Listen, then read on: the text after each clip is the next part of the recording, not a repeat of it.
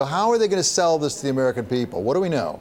Well, just moments ago before coming on, I was speaking with some senior Republican aides, David, who told me that now it's 5 o'clock tonight. They're going to have this House conference meeting behind closed doors where they've got to hash out the details of their continuing resolution.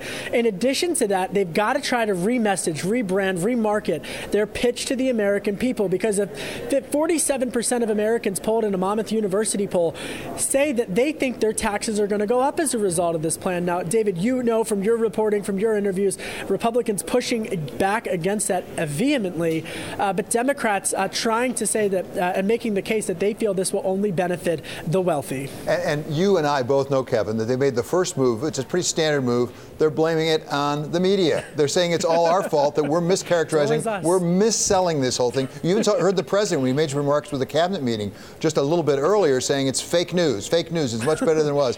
How are we going to steer the course here to make sure the American people understand what they got and what they didn't get? Because let's be honest, the real sense of it right now is it benefits the wealthier corporations and individuals rather than the people, the middle class.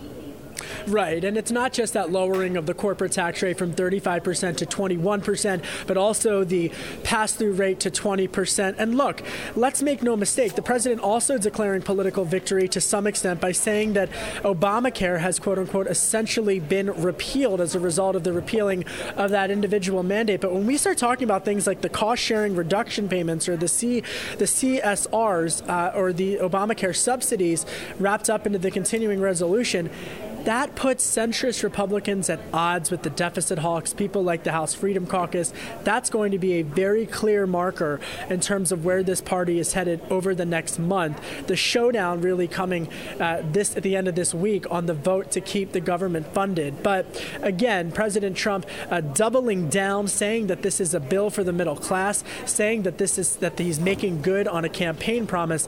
This despite strong and staunch and very vocal Democratic opposition.